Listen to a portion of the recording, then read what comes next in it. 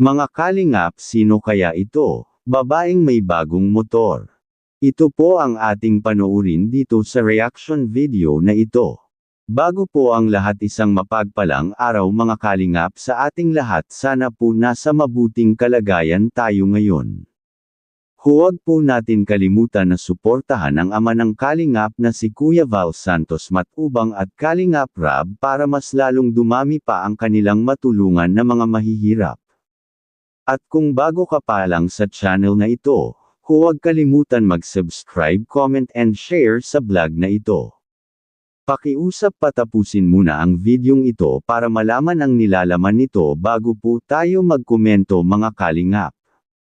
Pakiusap sa mga nanonood sa vlog na ito, kung maaari huwag po natin skip ang ads ng videong ito kasi malaking tulong na po yan sa lahat ng mga tinutulungan natin.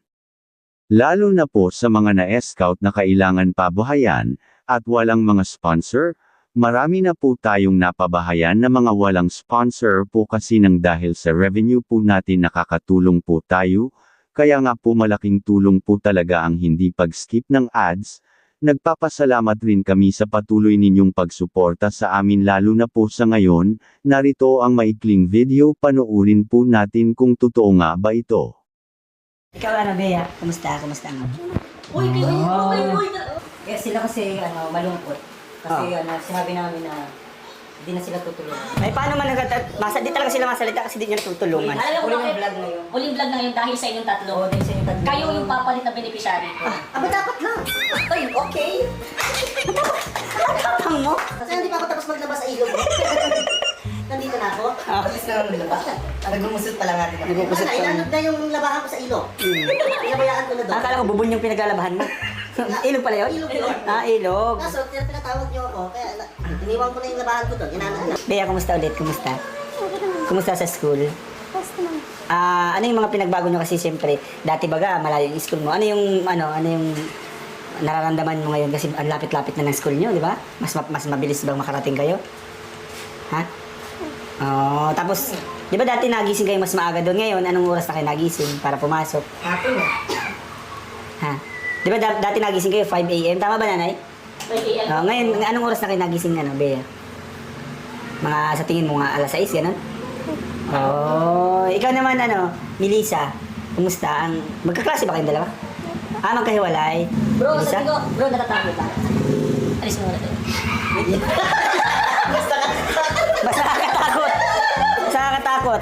Okay na sana kanina talaga rin. Basta nakakatakot siya. Dito na nga lang. Melissa, kumusta yung may bago ka ng kaibigan? Ha? Meron na? Oo. Sabi ko sa inyo kayo lang yung mahihina. Ikaw, Chris, kumusta? May bago ka ng kaibigan din? Meron. Oo. Boyfriend, ano mo? Boyfriend na. Ay, ikaw, Bea, wala kang kaibigan bago? Wala. Oh, siya? Kami na lang pwede maging friends. Ay, di magiging 4 na Malditas na yan. Oo. Pwede ka tulungan maglabas. Kasi tingnan mo naman. Oo. Gusto niyo maglaro tayo? Laro tayo, palaro tayo. Ay, di, wait lang. Bakit maglalaro kami dapat? Anong meron sa palaro? Magkakameron ng 5,000. Uy, grabe. Parang masaya to, Ano muna, siyempre, Tres Marias versus Tres Tres Malditas. Malditas. Bakit mo tinanggal kasi yung buko? Ang ganda-ganda ko doon. Kainis ka. Natakot ulit si Hindi sila natatakot. Sa'yo natatakot kasi ang laki-laki mong nakadress. para kang drum na nakadress. Hindi na. Hindi ka na sa peto. Ganito na lang una, Jack and Poy lang. Sobrang simple lang ito. Hoy, Pag hirap pala nila, hanggang 3. Oo, 3 lang. Hindi, pag natalo si Baba, si Beshi, tapos si Chris. Pag natalo si Beshi, ikaw naman. Palit-palitan na, simple lang. Jack and Poy sige. lang.